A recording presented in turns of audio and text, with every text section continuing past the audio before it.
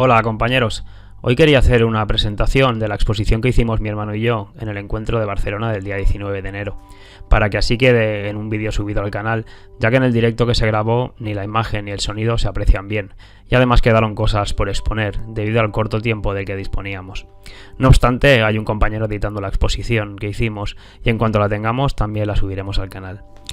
Pero antes de entrar en materia, quiero agradecer de todo corazón a todos aquellos que se acercaron al encuentro y que así lo hicieron posible, siendo partícipes de una gran y bonita experiencia que creamos entre todos. También a aquellos que no pudieron venir y a quienes se quedaron sin entrada, ya que las 272 localidades resultaron muy escasas para todas las solicitudes que recibimos.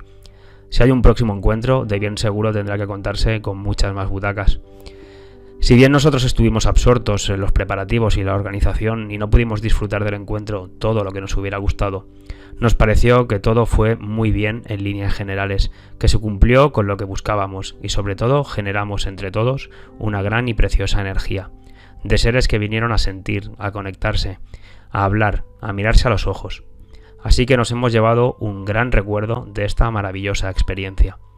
Fue un encuentro de seres que se cuestionan el principio de autoridad impuesto por un cruel sistema del que ya despertamos, y que lo hacen desde muchos puntos de vista, no solo el de la tierra plana. Unos seres que buscan la verdad por encima de todo, y que además lo hacen desde el corazón y el amor, que repito, es lo que se percibió en todo momento en el encuentro, donde la armonía, las sonrisas y el agradecimiento imperó en cada instante como un auténtico presente. Tanto fue así que no pudieron alterarlo ni lo más mínimo las 4 o 5 personas que se acercaron a provocarnos con unas camisetas donde se nos insultaba llamándonos borregos. Personas que, como es de costumbre en ellas, hacen de la burla, la ridiculización y el insulto su bandera y sus argumentos, buscando y generando, como se aprecia siempre en sus canales, la confrontación y el odio. Así que muchas gracias y enhorabuena a todos los presentes por no caer en la provocación de estas personas que venían buscando. Gracias por ignorarlos en gran medida, y alguno hasta darles un abrazo, porque actuando así, lo que realmente nos muestran es el gran temor que tienen a que se les caiga su sistema de creencias, además de lo muy necesitados de cariño y comprensión que están. Agradecer también a la gente del Orfeo Martinenc, que nos alquilaron la sala, por el magnífico trato que tuvimos desde el primer día, más aún cuando hubo hasta algún desquiciado energúmeno que hizo un llamamiento a sus seguidores para enviar correos electrónicos a la sala insultándoles por habernos alquilado el espacio. Carlos Mesa, creo que es el susodicho. Tremendo. Y agradecer también a la gente del bar que nos dejó estirar el encuentro hasta más allá de la 1:30 de la madrugada. Y también al único medio de comunicación que se acercó, la Tribuna de España, y que además hizo después una muy buena nota de prensa, objetiva, cordial y sincera. Agradecer también a todos los canales que colaboraron en el encuentro desde el primer momento, difundiendo además los spots publicitarios previos que se hicieron para darlo a conocer. Infinitas gracias a Magna, que tanto nos ayudó desde el inicio con esos spots y en otros preparativos, si bien fue una lástima que al final no pudiera acompañarnos. A Luis Pizu y todo el equipo que lo acompañó, que se encargaron de grabar y transmitir el directo. A Alex Flatterman por colaborar y sumarse a tocar en directo su Don't Believe in Gravity. Y también a Pablo Cordaro, que tenía que tocar sus enormes canciones de tierra plana, pero entre una cosa y otra no pudo subir, así que esperamos poder disfrutarlo en un próximo encuentro. También a nuestros amigos Claudio, Alba, Deu, y seguro que me dejó otros, a nuestra mamá, que también ayudaron en la organización para que todo saliera bien. A Guillermo Wood, a Ricardo, a Alfio, con quienes además convivimos varios días, resultando una preciosa y muy valiosa experiencia, como no podía ser de otra forma. A nuestro amigo Rafa de No Estoy de Broma y a Enrique de Exponiendo la Verdad, a quien fue una alegría conocer, por sumarse al encuentro y participar ambos con sus exposiciones. Y desde luego a Iru, claro, que gracias a él y con él se organizó este encuentro desde el inicio, y que a pesar del imprevisto final estuvo excelente y dándolo todo como siempre. Así que bien, dicho lo anterior, los agradecimientos que me parecen, ya no necesarios, sino que me salen expresarlos, pasamos a la presentación de la exposición, a la cual pusimos por título El tiempo. Hoy queríamos exponer lo que entendemos nosotros por tiempo, el cual nos parece muy importante por múltiples razones, y es por ello que han invertido tanto esfuerzo en manipularlo y cambiarlo. Para nosotros el tiempo es la medición de movimientos, y los cuales encontramos en el cielo claro. Estos movimientos nos conectan con la naturaleza y sus pulsos, nos indican la forma de la bóveda celeste y el lugar que habitamos, nos orientan en el espacio que ocupamos y nos ubican también en la gran rueda del tiempo. El tiempo no solo es un concepto, como ya dijimos, es la medición de movimientos que encontramos en el cielo. Son sucesos cíclicos que se repiten siempre, en forma circular. Podríamos decir que son relojes dentro de relojes. Todo es energía, vibración y frecuencia, como decía Nikola Tesla, y todo se propaga en forma de onda. La luz también, que es un espectro del electromagnetismo. Encontramos aquí ya de inicio una gran diferencia entre el tiempo circular empírico que percibimos todos en la naturaleza y en el cielo, y el concepto del tiempo lineal oficial, en el que nos han adoctrinado desde pequeños, el cual nace con la teoría del Big Bang y se afianza con la ridícula teoría de la evolución de Darwin, ambas creadas y apoyadas por la misma élite dominante que está siempre detrás de la religión y la ciencia actual, ya sabemos. El Big Bang creado por el jesuita Georges Lemaitre, y el darwinismo, apoyado desde un inicio por la familia Huxley, fundadora posteriormente de la UNESCO, y miembros todos de la Royal Society de Londres. Además, en la actual ciencia imperante encontramos también discrepancias en el campo de la física a la hora de definir el tiempo. Nos hablan de un tiempo mecánico, sobre la base de un tiempo absoluto. Tenemos también el tiempo relativista, sobre la base de un tiempo relativo que depende del observador y de su movimiento. Y también un tiempo cuántico, donde además ya lo doblan y retuercen, sin ninguna base empírica ni física, claro, únicamente con matemáticas llenas de variables teóricas. Así cuadran, por ejemplo, el perihelio de Mercurio en el sistema solar oficial, por cierto, doblando el tiempo y el espacio con las ecuaciones de Einstein. Tremendo. Decíamos que todo se transmite en forma de onda, la luz también, y aquí vemos una onda senoidal circular y las características que la componen. En ella encontramos una frecuencia, que sería a cada cuánto se repite esa onda, una amplitud, que sería el espacio que ocupa, y una línea media de ecualización. Todo ello lo constatamos empíricamente en los movimientos que vemos que ocurren en el cielo, como ahora iremos viendo. Pero ¿cómo podemos medir el tiempo? ¿Qué encontramos en el cielo que siempre se repita en forma cíclica? Pues tenemos al Sol, a la Luna, y también al Sol o a la Luna respecto a las estrellas, que estarían de fondo en el cielo. Mencionar aquí que desde la antigüedad se han venido usando siempre instrumentos para medir estos movimientos en el cielo, y lo hacían con total precisión y precisión, igual que ahora o más, y prueba de ello son las miles o millones de construcciones megalíticas que nos dejaron perfectamente orientadas astronómicamente, ya desde los babilonios y caldeos y mucho más atrás. Encontramos instrumentos como el gnomon, el astrolabio, el cuadrante, el sextante, también ya después el octante, la ballestilla y también planisferios, etcétera, etcétera.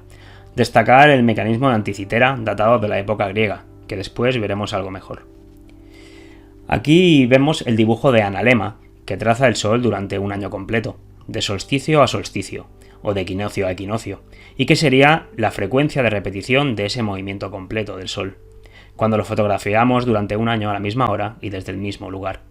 La amplitud de su onda la encontramos de trópico de Cáncer a trópico de Capricornio, jamás se sale de ella, y la línea de ecualización sería la línea ecuatorial que se sitúa en medio de ambos trópicos. Siempre lo vemos transitar por ese mismo camino o autopista, que es el llamado Círculo del Zodiaco. Por eso los antiguos le pusieron ese nombre seguramente para poder transmitir de forma más fácil un conocimiento que de siempre había existido, ya que le pusieron nombres de animales a esos grupos y uniones de estrellas. Aquí tenemos el dibujo también de analema que traza la Luna durante cada una de sus fases completas, llamadas ciclo sinódico, que es su frecuencia. La Luna completa entre 12 y 13 fases lunares en un año, y vemos cómo también transcurre por ese mismo camino del zodiaco, por el que vemos transcurrir al Sol, tan solo con unos 5 grados de diferencia. Y aquí me gustaría lanzar una reflexión por un momento, aunque desde la ciencia oficial ya sabemos que todo lo cuadran y les da su explicación. Pero reflexionamos por un momento en esto. Oficialmente la Tierra esférica le da la vuelta al Sol en un año, y oficialmente la Luna nos da la vuelta a nosotros. Son dos movimientos distintos. En uno nosotros rodeamos al Sol y en el otro la Luna nos rodea a nosotros. Pero el resultado observable es el mismo dibujo de analema en ambos casos. Curioso. Y además a distancias distintas. Claro que la resolución angular mágica aquí seguro que para la ciencia oficial tiene una gran importancia.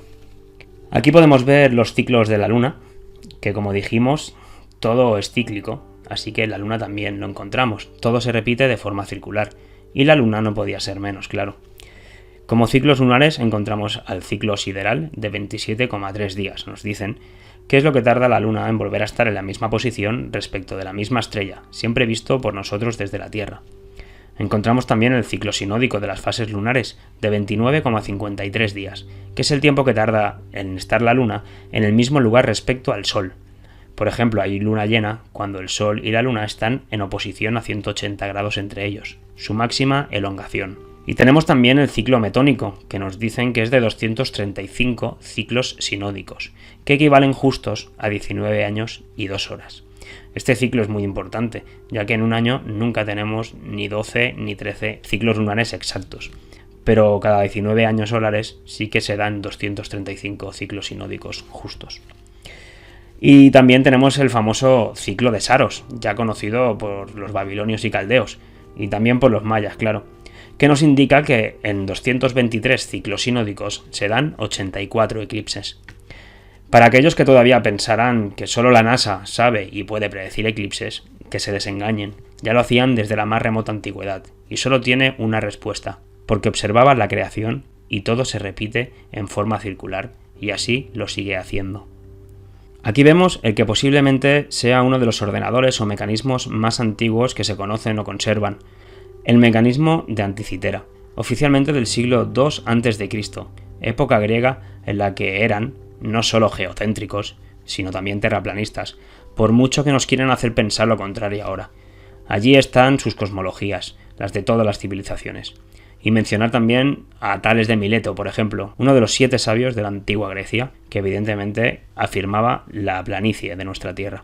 El mecanismo de Anticitera constaba de 27 ruedas, para emular los movimientos de las estrellas errantes, los planetas, el Sol y la Luna, así como los eclipses. Con él se podían predecir todos los movimientos que vemos en el cielo. Una de esas ruedas constaba de 223 muescas, lo que nos indica claramente que conocían el ciclo de Saros mencionado antes. Y otra constaba de 235 muescas, indicando también que conocían el ciclo metónico que dijimos. Y bien, llegados a este punto debemos intentar hacer un ejercicio mental y quitarnos la esfera de la cabeza para entender los movimientos del cielo desde una perspectiva de tierra plana, estacionaria y para nosotros, por supuesto, circular. Debemos entender la diferencia entre lo que se denomina día sideral y día solar medio.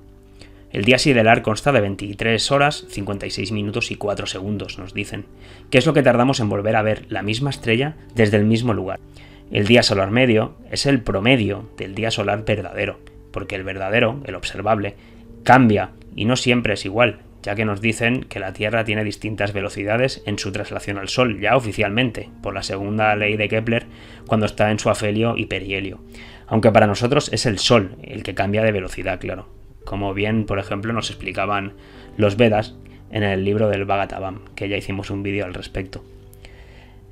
Entre ambos, entre el día sideral y el día solar medio, hay una diferencia de casi 4 minutos. Es decir, que el Sol llega casi 4 minutos más tarde cada día que las estrellas, que llegan antes. Nosotros lo entendemos como una carrera, como siempre lo explicamos, en la que el Sol se va retrasando cada día 4 minutos respecto al círculo de estrellas, lo que provoca que en 30 días se haya retrasado 120 grados, que corresponden a una constelación del zodiaco. Si partimos el círculo de 360 grados en 12 partes. Y lo cual provoca que en un año el Sol haya pasado por cada una de las 12 constelaciones del zodiaco, gracias a ese retraso de casi 4 minutos cada día, que es más lento, y lo cual nos lleva a que se cambie de signo zodiacal cada 30 días. Aquí podríamos enlazarlo también con el libro de Enoch, que nos decía que el Sol estaba 30 días en cada una de las puertas, ¿no? Que eran para nosotros evidentemente las constelaciones, y después pasaba de una a la otra para recorrer esas 12 constelaciones o 12 puertas. Si bien había que sumarle los 4 días sagrados de los 2 solsticios y los 2 equinoccios, para formar así el calendario de Enoch, que es de 364 días. Pero bien, es algo que seguimos investigando, no solo con Enoch, sino con observaciones y con tantos otros datos que tenemos. Aquí en esta lámina, que es muy sencilla, podemos observar inicialmente que el Sol está en la misma posición que la estrella de Aries, por ejemplo, y al día siguiente, 24 horas después, el Sol sigue estando en esa misma posición del observador. que sería el día solar medio, pero la estrella ya pasó por allí hace 4 minutos. Por eso decimos que el Sol se retrasa casi 4 minutos respecto a las estrellas. Va más tarde, va más lento. 24 horas más tarde, la misma estrella ya le saca casi 8 minutos de diferencia al Sol, que va quedando mucho más retrasado. Y tanto es así que al cabo de 30 días la constelación de Aries ya quedó muy lejos, a 120 minutos, 2 horas. Y ahora el Sol está junto con la constelación siguiente, que sería la de Tauro.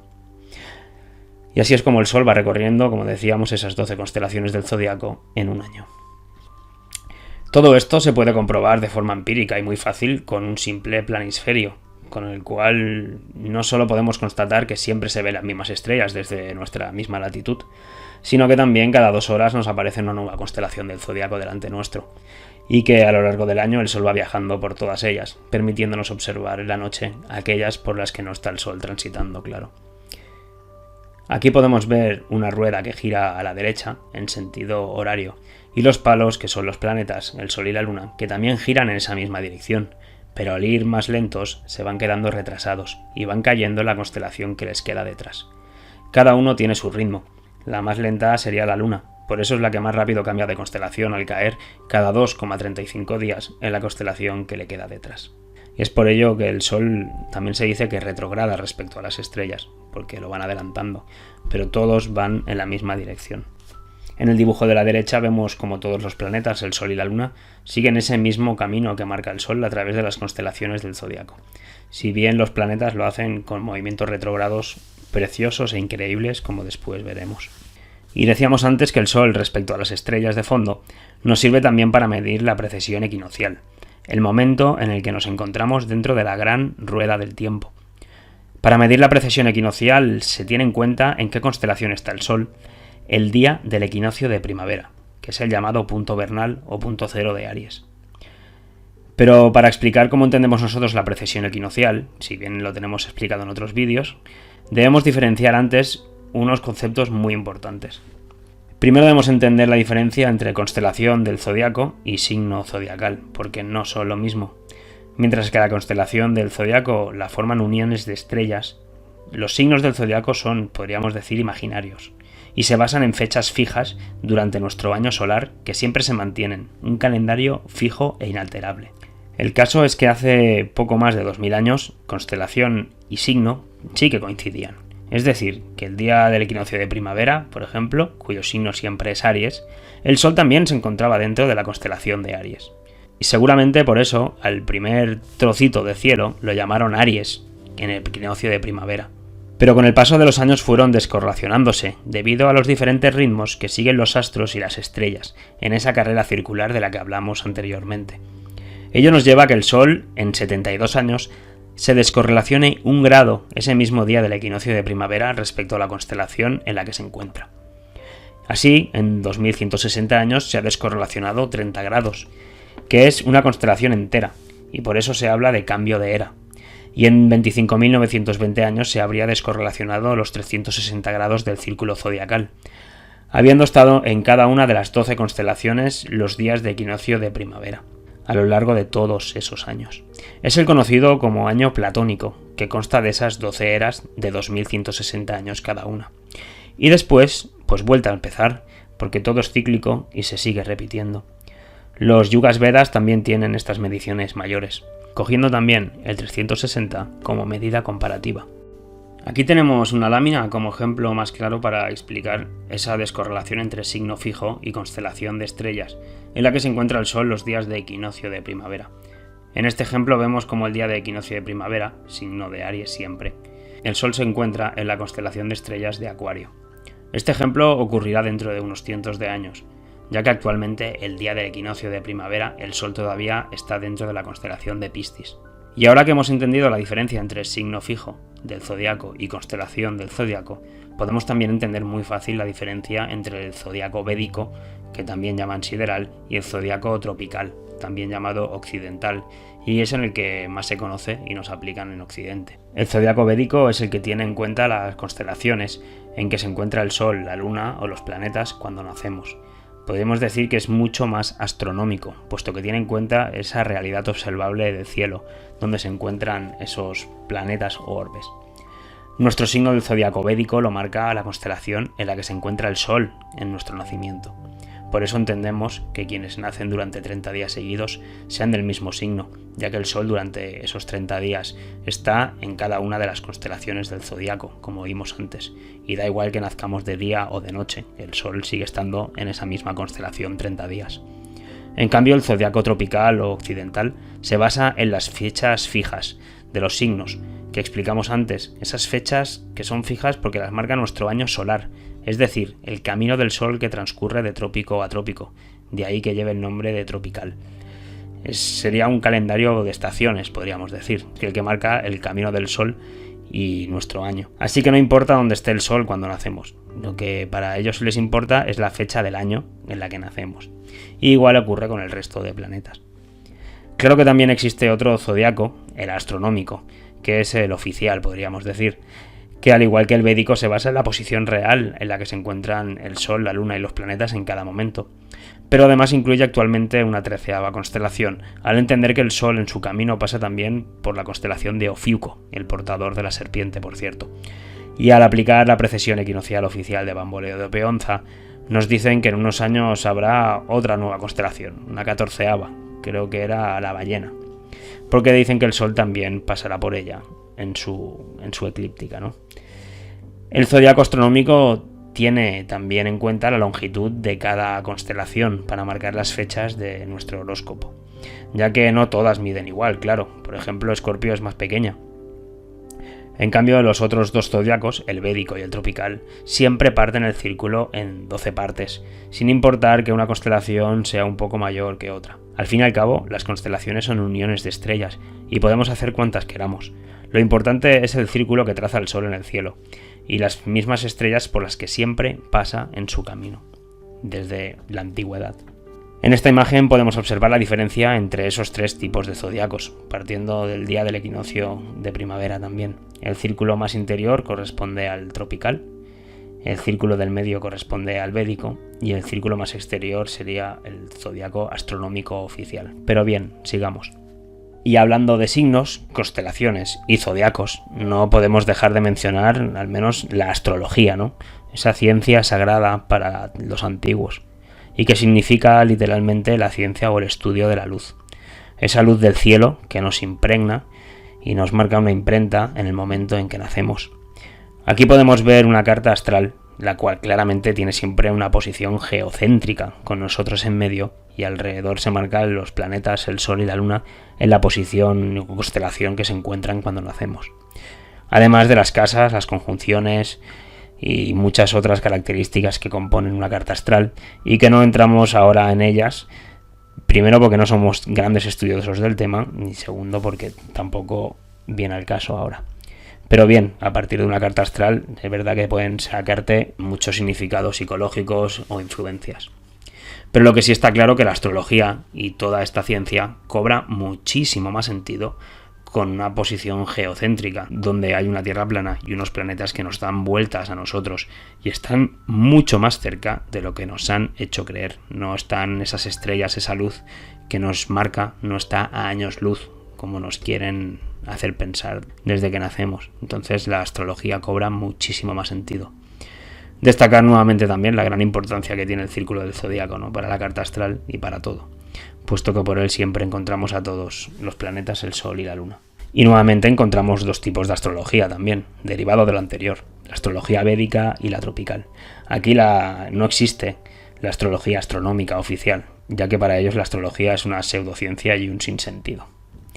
Pero antes la astrología, igual que las matemáticas y la música, se estudiaba todo junto, porque es la manera de comprender que todo tiene relación, ya que todo es holístico. Y aquí hemos querido traer una de nuestras láminas, en la cual tenemos muchísimas cosas apuntadas y nos sirve de guía siempre. Resaltar los puntos de cruce del Sol en su camino anual, mientras traza ese analema. Esos dos puntos de corte, S8, la lemniscata, que se llama, en ascenso, el día que corta es el día 15 de abril, que casualmente es el día en que los hindús celebran el nacimiento del dios Rama. Y descendiendo ese punto de corte, encontramos que el Sol lo corta el día 29 de agosto, que por cierto también es el día en que le cortaron la cabeza a San Juan Bautista, nos dicen. Podemos ya empezar a comprender que las historias y libros de religión que nos han llegado, como la Biblia y otros tantos, guardan también un gran conocimiento astronómico. Como astronómico es que el Sol muere el día 21 de diciembre en el solsticio de invierno, que es el punto más bajo en que podemos encontrar el Sol en el año, para iniciar su ascenso 3 días después, en los que está en la misma posición en el cielo. El 25 de diciembre, que también nace Jesús. Claro que antes le dio muerte Sagitario con su lanza, igual que nos cuentan que hicieron con Jesús, Longevus. Pero siguiendo el ascenso del Sol, sale de la oscuridad el 21 de marzo, con el equinoccio de primavera. Y por eso la primavera es la prima, o primera, puesto que todo inicia con ella. Pero nos lo cambiaron para celebrar la oscuridad del Sol, en vez de la vida y la alegría. Vemos como en estas fechas se celebra también la Pascua, el Passover, el paso por encima, ¿no? Cuando pasa el Sol por encima de ese punto del equinoccio de primavera. Y celebramos la Pascua el primer domingo después de la primera luna llena, después del equinoccio de primavera. Diríamos que son fiestas lunisolares, ahí se mezclan los dos.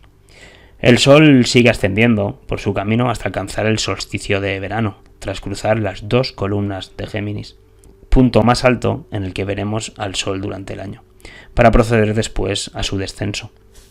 Recorriendo los signos también recorremos todas las partes de nuestro cuerpo, iniciando por la cabeza, que es Aries, y finalizando en Piscis, que son los pies. Curioso, por cierto, ese villancico que dice: pero mira cómo beben los peces en el río, Piscis, pero mira cómo beben por ver a Dios nacer, Aries. Ya sabemos que es el Cordero de Dios. Y puesto que el Dios nacido viene después de Piscis, cuando entra la primavera en Aries, ese Cordero de Dios, que también es maestro de justicia, nos dicen, y por eso también encontramos en contraposición en Libra a la balanza de la justicia, y todavía hay jueces en la corte inglesa que portan pelucas de carnero. Curioso. Antiguamente se celebraban y veneraban los 4 días sagrados, los 2 solsticios y los 2 equinoccios, pero el paganismo nos hizo también celebrar los otros 4 ejes de la rueda, como vemos anotado también en esta lámina. Como curiosidad, vemos que la fiesta de la fertilidad de la diosa Beltane se celebraba el día 1 de mayo. Es fiesta, sí, el Día del Trabajador, el día que se reunieron en Suiza también para crear los protocolos de Sion, nos dicen.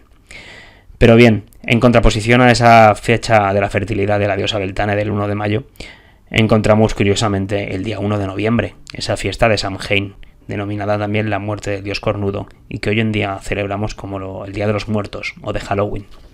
Así que tenemos en contraposición a la fertilidad y a la muerte. Pero la muerte está regida a su vez por Escorpio, que rige los órganos sexuales, y fecunda directamente a Tauro, que rige ese cuello o laringe creadora. Y es que con el verbo y la vibración se empezó a crear, como nos dicen. Podemos seguir mucho más con esta lámina, pero tampoco nos queremos extender. En otros vídeos hemos explicado cosas. Lo verdaderamente importante ya resaltar es que todas las culturas tuvieron al cielo como un gran libro donde plasmar todo ese conocimiento, y eran muy conscientes de todo ello. Así que, comprendiendo la gran importancia del tiempo, entendemos por qué lo han manipulado tanto, ¿no? Recapitulamos un poco y comprendamos la gran importancia del tiempo, visto desde esta perspectiva. Por un lado tenemos que el tiempo nos ubica dentro de esa gran rueda del tiempo que decíamos, mientras que el modelo del tiempo lineal nos aparta totalmente de la creación y su comprensión. Todo es un caos sin sentido, vagando por un espacio infinito en expansión, una locura. La comprensión de este tipo de tiempo circular a nosotros nos empodera muchísimo, mientras que el propuesto por la oficialidad nos empequeñece y nos desvaloriza totalmente. Nos hacen creer que somos una mota de polvo en el espacio, además de fruto de la casualidad y de la teoría darwinista. Si bien también podemos ver cómo nosotros pulsamos como la creación. Decíamos antes que el Sol, los días de equinoccio y de primavera, veríamos ese retraso de 1 grado cada 72 años.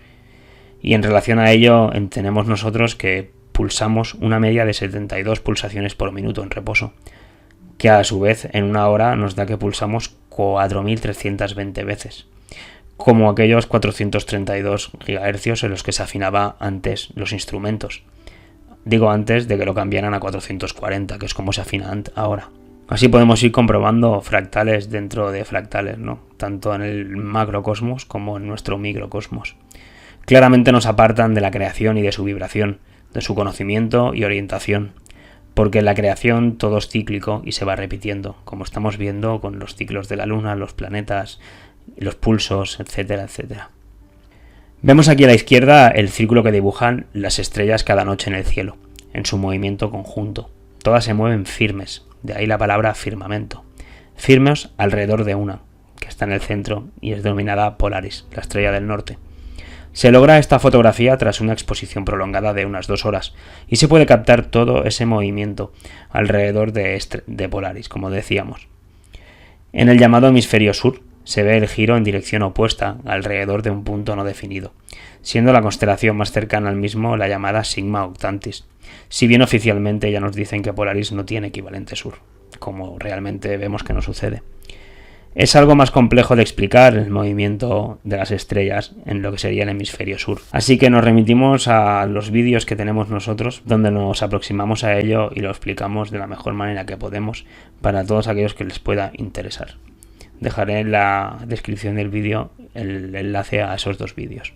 A la derecha vemos el maravilloso e increíble dibujo que trazan los planetas alrededor nuestro. Pero sobre todo desmentir o comprender, sobre todo comprender aquello de que nos dicen, ¿no?, que la Tierra esférica se comprueba porque en el hemisferio norte ves girar las estrellas en un sentido y en el hemisferio sur al contrario. Es falso, puesto que en ambos hemisferios podemos ver girar las estrellas en ambos sentidos, horario y antihorario. Es verdad que en el hemisferio, entre comillas, norte, podemos ver girar las estrellas alrededor de Polaris cuando miramos al norte, en sentido antihorario, y en el llamado hemisferio sur, entre comillas también, podemos verlo girar en sentido horario. Pero también desde cada uno de ellos, si giramos únicamente en nuestra orientación, veremos cómo giran en la dirección opuesta. Eso es un ejercicio que es muy fácil de comprobar, todo el mundo puede hacerlo cada noche. Y a la derecha vemos el maravilloso e increíble dibujo que trazan los planetas a nuestro alrededor, únicamente posible desde una posición geocéntrica, con nosotros en medio. Esa primera estrella o flor de 5 puntas que se aprecia es el recorrido de Venus, por eso se la conoce también como la estrella de 5 puntas. Este dibujo lo realizó ya Giovanni Cassini, matemático y astrónomo geocéntrico que vivió de 1625 a 1712, y el cual nunca aceptó las teorías heliocéntricas de Kepler. No me extraña. Después de observar el dibujo que se trazaban con los planetas a nuestro alrededor, creo que a nadie debería al menos quedar duda de que estamos totalmente en el centro, ¿no? Pero bueno, sobre todo este dibujo nos sirve para entender lo que significa la palabra planeta, ya que obedece a estrella errante o vagabunda, como se les llamaba antiguamente, puesto que sus movimientos, como vemos, son distintos a los del resto de estrellas del firmamento que giran al unísono, firmes, alrededor de Polaris, como vemos a la izquierda. Podemos ver aquí a la izquierda el movimiento oficial heliocéntrico o acéntrico, como les gusta que ahora les digan. Un modelo sin sentido, con la Tierra vagando ahora mismo por un espacio infinito en expansión, junto con el Sol, la Luna y el resto de planetas de nuestro sistema solar, y todo ello a velocidades supersónicas por un espacio oscuro, lleno de agujeros negros, cuerpos que gravitan, que se atraen sus masas, y no sé cuántas más cosas podríamos inventar aquí, pero en fin, es lo que nos cuentan, ¿eh? Es lo oficial. Recordad que todo ello, además, sin notar nada aquí en la superficie de la Tierra donde nos encontramos y, sobre todo, sin poder comprobarse ni un ápice de ningún movimiento con ningún experimento. Todos fallaron. Los vamos a dejar aquí nombrados también: Michelson-Gale, Michelson-Morley, la falla de Airy o el propio de Sagnac. A la derecha, el movimiento geocéntrico, con el Sol y la Luna dando vueltas a nuestro alrededor, igual que el resto de planetas, y formando esos maravillosos dibujos que veíamos antes. Impresionantemente bello, armonioso y yo diría que electromagnético. Aquí vemos el calendario de Dendera, en Egipto, uno de los más importantes y antiguos que se conservan, datado oficialmente hacia el 50 a.C., para que encaje un poco con los cálculos oficiales. Pero para muchos investigadores este calendario es mucho más antiguo. En él podemos observar claramente la Osa Menor en medio, es decir, Polaris. Y a la derecha también observamos lo que se ha visto siempre en los cielos, el dibujo que forma la Osa Mayor a lo largo del año en esos 4 días tan importantes y venerados, los 2 solsticios y los 2 equinoccios. Todo sigue igual en los cielos, nada ha cambiado, ni va a cambiar, por mucho que se empeñen en adoctrinarnos en la precesión equinoccial oficial y en donde la estrella del norte va cambiando a lo largo de los años, ¿no? Siempre ha sido la misma y lo podemos seguir viendo. Además, si fuera cambiando como ellos dicen, esto no pasas de la estrella Tuban a Polaris o a Vega, no sé cuántas otras dicen que pasamos, de forma de golpe. Esto sería un tránsito gradual y ya se podían haber observado desde la época de Dendera hasta ahora que no estaría Polaris en medio. Y llegamos también a un tema que a nosotros desde siempre nos ha apasionado y maravillado, y sobre todo nos ha hecho pensar y cuestionar lo que nos explican sobre la historia. Las millones de construcciones megalíticas que existen por toda la Tierra, y que no solo desmontan esa historia oficial que nos cuentan. Pensar que estas mismas construcciones de hace miles de años las hemos encontrado en todas las culturas y continentes. A todos les dio por construir igual por casualidad, se supone. Nos tenemos que creer eso. Porque antiguamente estaban todos separados, pero las construcciones son idénticas, en fin. Y por no hablar de cómo podían mover y encajar esas colosales piedras, algunas de ellas de más de 2000 toneladas. Impresionante. Pero por lo que hoy traemos aquí esas megalíticas construcciones es porque para nosotros prueban también de forma evidente la planicie de la Tierra y desmontan por completo el movimiento de precesión equinoccial oficial de la Tierra, ese bamboleo de peonza y la nutación que también dicen, ¿no? Así que por ende también desmontan por completo a la esfera, ya que todos esos monumentos nos marcan de una u otra forma esos mismos 4 días de solsticios y equinoccios con total precisión, a veces entrando el rayo de sol por un pequeño agujero en una piedra, o en otros por una puerta, o en otros proyectando una sombra, o iluminando una cueva. Un conocimiento increíble y una evidencia de que la Tierra no se mueve. De lo contrario, no podrían seguir marcando esos mismos días, después de miles y miles de años. A lo sumo marcarían otros días, aunque ni eso. El bamboleo de peonza de precesión equinoccial oficial debería modificar la inclinación de los rayos y cómo llegan a esos monumentos. Y en esta otra lámina observamos también que cuando quieren y les interesa los rayos del sol sí que entran paralelos, como para el experimento de Aristóteles, que todavía siguen cacareando. Y cuando no les interesa, como para explicar el clima, por ejemplo, entonces dicen que sí que caen divergentes. En fin, son las contradicciones en que se hacen ellos mismos, ¿no? Y no queríamos irnos sin mencionar cómo han ido modificando también el tiempo desde una vertiente más física, por llamarlo de alguna manera. Si bien lo hacemos aquí de forma rápida, pero al menos sí mencionar lo siguiente. Es plantearnos también por qué un segundo dura lo que dura, y de ahí una hora o incluso un día. Son cuestiones que es bueno replantearse y en las cuales seguimos investigando y haciendo cálculos, para presentar más adelante nuestras reflexiones y comprensión de ello.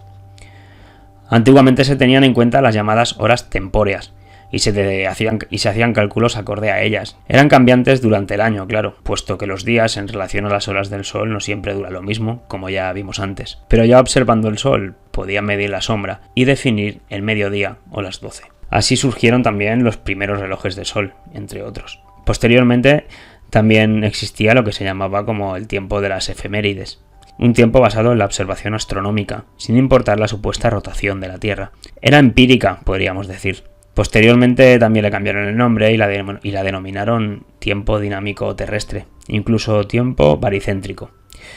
Pero no contentos tenían que crear algo que nos apartara del todo de esa observación empírica, así que inventaron e instauraron finalmente el tiempo atómico, lo cual significa que por primera vez la unidad de tiempo, el segundo, ya no está ligada a ningún fenómeno astronómico. Es decir, nos apartaron del todo de lo observable. En 1967 usaron el átomo de cesio 133, cuyo periodo de frecuencia de radiación es el que más se aproxima a ese día solar medio de 24 horas que usamos todos en nuestra vida diaria, conocido como el tiempo civil. Y pusieron fin a ese tiempo astronómico observable, derivado del cielo y de la creación, y nos implementaron un tiempo atómico, más preciso, para su nuevo modelo heliocéntrico, claro, y en el que damos vueltas al Sol en constante viaje por el espacio. Y ya que hablamos de relojes y de manipulación del tiempo, es de obligada necesidad, podríamos decir, pasar por Suiza, aquel país de relojeros por antonomasia, ¿no? El pequeño país alpino, que además de ser famosos por esos relojes, tanta importancia tiene sobre nosotros en nuestro devenir. De inicio ya resalta su símbolo, ¿no? Idéntico de la Cruz de Malta y la Templaria. Recordar que las palabras de Confucio, que con los símbolos nos dominan. Curioso que la Guardia Real del Papa en el Vaticano sea la Guardia Suiza. También resaltar que en Suiza se encuentra el CERN, con su símbolo que contiene los 3 seises y en el que tienen en la entrada también la estatua de la diosa Kali destructora, para que después digan que no son religiosos ellos. Destacar también en Suiza el Banco de Pagos Internacionales, que controla todas las transacciones económicas, y sin olvidar el ritual que se marcaron en la inauguración del túnel de San Gotardo, macho cabrío a la cabeza, entre otras lindeces. También destacar de Suiza que fue el país donde tuvo lugar el primer congreso sionista, allí en Basilea en el año 1879, el cual dicen que dio origen a los protocolos de Sion, y donde Theodulf Herz y sus amigos empezaron a implantar su idea sionista. Así que comprendiendo también mucho más lo que sería el tiempo, entendemos mejor aquella alegoría del dios Cronos o Saturno devorando a sus propios hijos, para no ser desbancado de su poder, como decía la profecía que ocurriría. Se entiende mucho mejor ahora aquello de que el tiempo nos devora a todos, tras comprender gran parte de la manipulación que han urdido con él y la separación que nos han hecho de la creación. Por cierto, que esto está en el mejor museo de arte de España, porque lo catalogan como eso, como arte. Yo veo lo mismo de siempre, en tantas culturas. El demonio Baal devorando a los niños, y lo mismo que hacía el dios Pan con su flauta. En fin, ya sabemos, ¿no? Y hablando del dios Pan con su flauta, nos recuerda muchísimo a Peter Pan, esa creación de Disney. Así que no queríamos olvidar tampoco de Disney y de su gran amigo Salvador Dalí, aquel pintor catalán que le gustaba mucho dibujar relojes doblados, como carentes de vida, ¿no? Amigo, como decimos, de Walt Disney, y que habían trabajado juntos incluso en algún cortometraje. Podemos verlos aquí posar en una fotografía juntos. Y también abajo a Disney junto con su amigo nazi Von Braun, al que convirtieron en jefe de la cohetería de la NASA, para sorpresa de muchos después, cuando lo hemos conocido.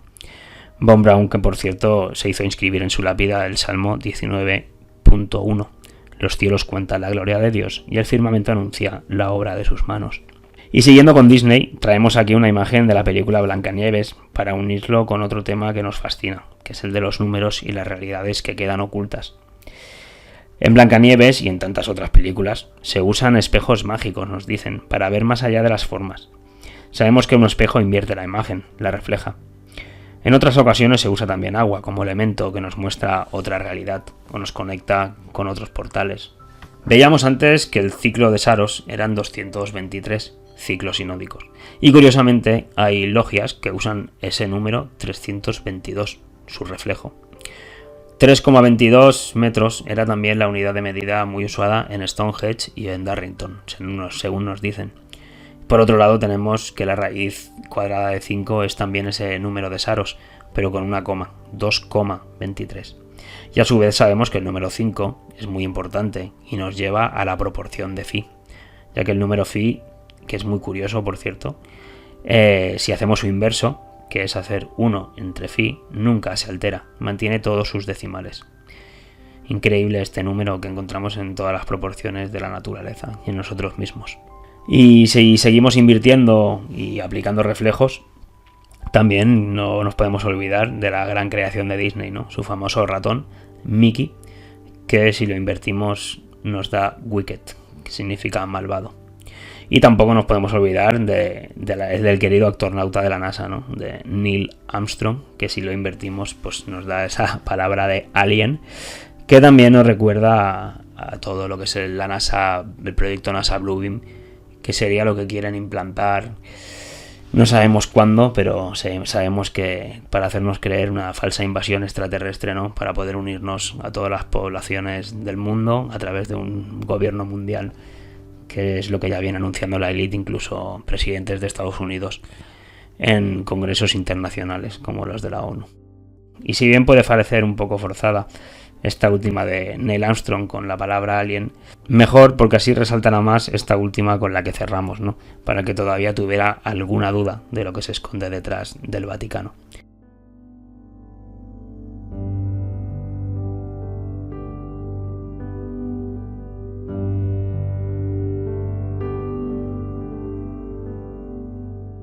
Concretamente en la sala Benedicto IV, donde oficia el Papa, podemos encontrar esto. Arriba vemos la fotografía entera de esa sala, que ya de por sí es tenebrosa, con una supuesta imagen de Jesucristo. Pero abajo la vemos ya totalmente despejada por la mitad, mostrándonos claramente ese espejo, lo que la sala esconde. El Baphomet de siempre, adorado por tantos ocultistas, muchos de ellos personajes bien conocidos en la NASA. Y bueno, pues hasta aquí esta presentación sobre el tiempo, que recordar que es la medición del movimiento, de un movimiento cíclico y circular que siempre observamos en la creación y en los cielos. Así que si todo es cíclico, de alguna manera ya pasó y también está pasando y volverá a pasar. He puesto aquí una frase de la canción Luz de Ciro y los persas, que el tiempo muestra nuestro andar para el que quiera escuchar. Aunque también tienen otra que dice que pueden matar a la voz, pueden quemar tu nación y pueden esconder todo lo que será memoria, pilotear y subastar toda tu historia. Ya pueden esconder los monumentos megalíticos, ya pueden esconder todo el conocimiento que se ha tenido antes, ya pueden engañarnos, ya pueden hacernos creer que vivimos en una esfera rotando a velocidades supersónicas por el espacio, que venimos del mono, ya pueden decirnos lo que quieran, ya pueden subastar nuestra historia, ocultarla, quemarla. La verdad siempre va a salir a la luz, porque no pueden hacer ellos, no tienen poder sobre la verdad, solo pueden tener poder sobre nosotros porque les damos nuestra conciencia y nuestra energía. En el momento que nos plantamos, no tienen nada más que hacer. Así que tiempo de aguantar, como dice la canción. La verdad ha empezado a andar en el corazón de muchos seres y desde muy distintos lugares. Y no solo me refiero a diferentes lugares del plano, sino también el despertar de otros muchos engaños que nos han explicado como verdades y certezas, ya sea la medicina, las leyes, las lenguas, la historia, la economía, la evolución, el ateísmo, la política. Nos han mentido tantas veces que su principio de autoridad ya se ha caído, así que ya pueden censurarnos, amenazarnos o perseguirnos, pero ya siempre caminaremos por este camino de amor y libertad que nos lleva a la verdad.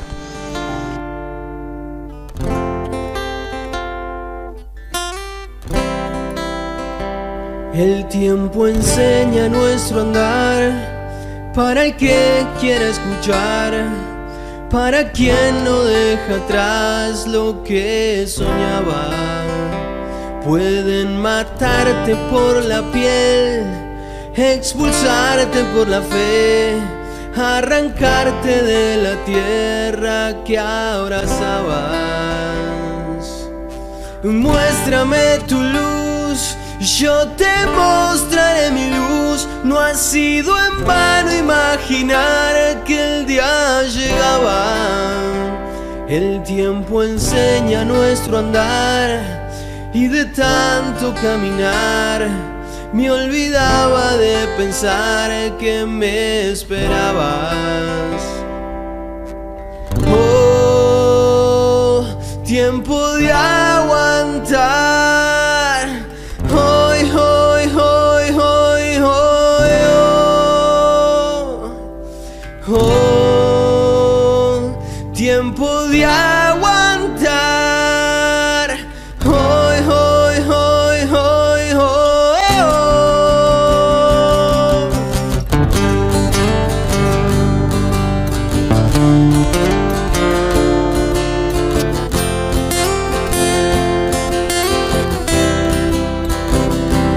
Pueden matar a la voz, pueden quemar tu nación, pueden esconder lo que será memoria, pueden llevarte de los pies, pueden comprar tu vejez, pilotear pisotear y subastar toda tu historia.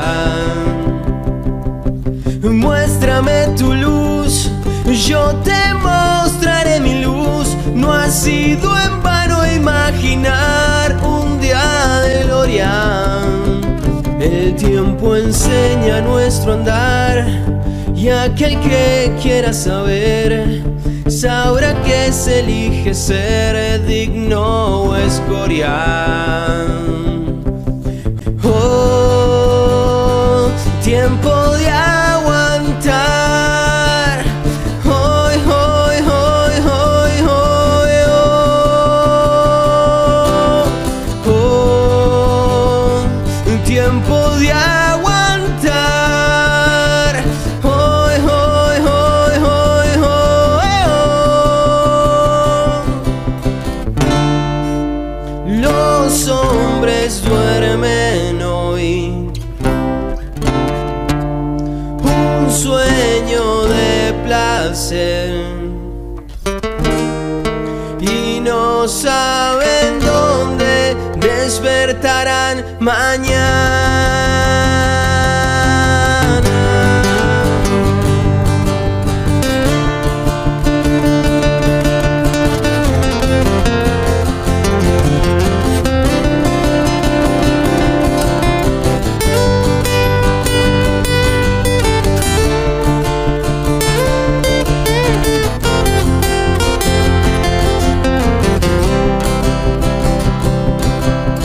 Muéstrame tu luz, yo te mostraré mi luz. No ha sido en vano imaginar que el día llegaba. Oh, tiempo de aguantar. Hoy, hoy, hoy, hoy, hoy, oh. El tiempo enseña nuestro andar, para el que quiera escuchar, para quien no deja atrás lo que soñaba.